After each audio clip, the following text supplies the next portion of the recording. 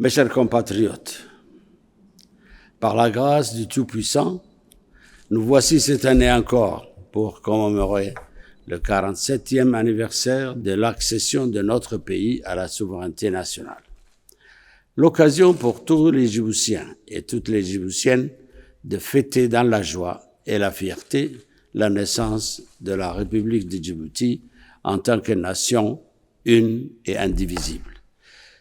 Cette joie et cette fierté, nous les avons. Nous les devons à nos aïeuls, à leurs descendants, à nos parents et à tous ceux et celles que la colonisation a exploités, opprimés et réprimés. C'est pourquoi nos premières pensées, nous les réservons à ces hommes et à ces femmes dont la résistance, l'héroïsme et le martyre ont fini par briser le joug colonial. Et c'est notre responsabilité première de préserver jalousement cette souveraineté acquise après tant de sacrifices et de la transmettre comme un flambeau aux générations futures. Le 27 juin est pour tous les Djiboutiens une journée de communion nationale sous l'ombre de notre drapeau. Une journée où nous laissons éclater toutes nos émotions pour exprimer notre sentiment patriotique.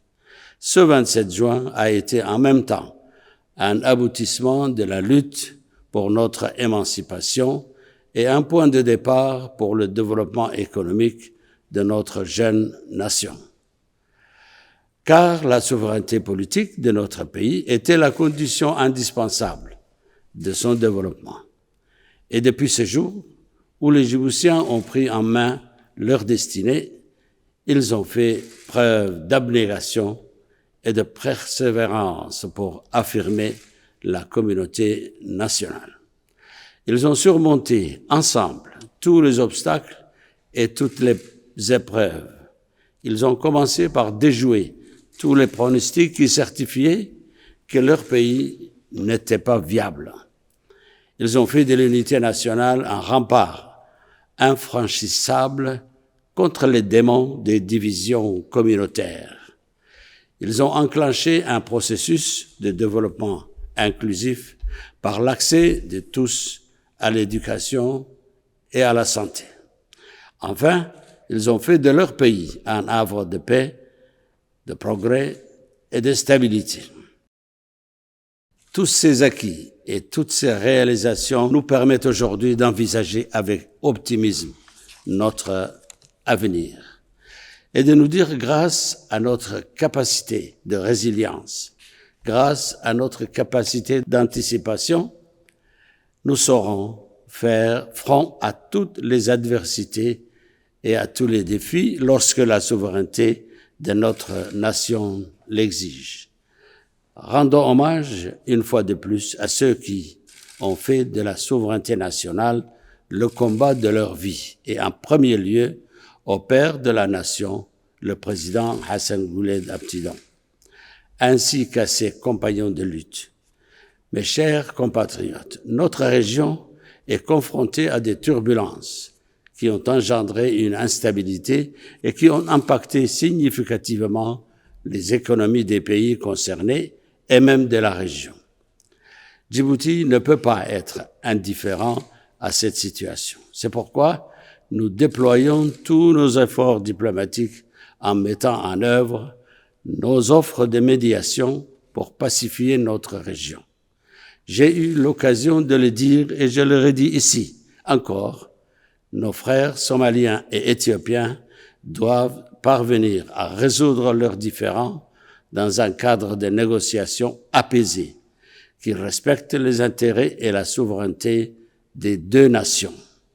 Quant au conflit fratricide qui déchire le Soudan, l'urgence dans un premier temps est de parvenir à un cessez-le-feu pour épargner la vie des milliers de civils. Notre pays, qui assure la présidence de l'IGAD, multiplie les initiatives en concertation avec toutes les parties en conflit et tous les partenaires pour le retour de la paix dans ce grand pays de notre continent. Mes chers compatriotes, Toutes les prévisions l'attestent. Notre continent, l'Afrique, est la terre de l'espoir et de l'avenir. Grâce à ses ressources, grâce à ses terres arables, grâce à sa jeunesse, notre continent contient en son sein toutes les potentialités de sa prospérité économique.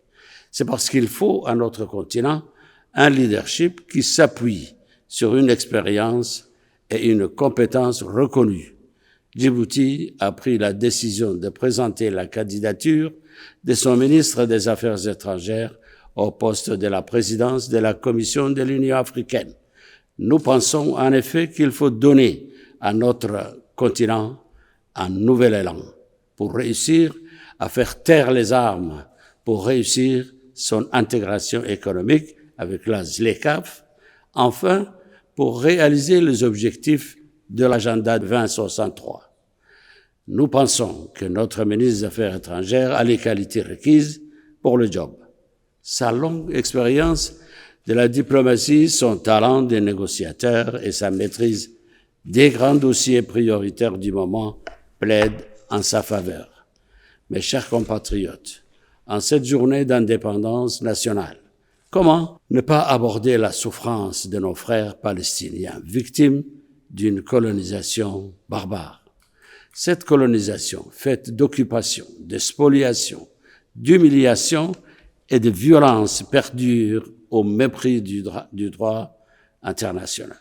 Avec le calvaire en cours que vit la population de Gaza, l'État d'Israël cache à peine son talent génocidaire, comme cela a été dénoncé par la Cour internationale de justice. La communauté internationale a le devoir moral de protéger la population des massacres prémédités et perpétrés par l'entité sioniste. C'est pourquoi Djibouti, avec d'autres pays, milite activement pour un cessez-le-feu définitif, ainsi que pour l'accès sans restriction des convois humanitaires dans Gaza. J'exhorte la communauté internationale à accélérer l'adhésion de l'État de Palestine aux Nations Unies comme l'a recommandé l'Assemblée générale de l'ONU.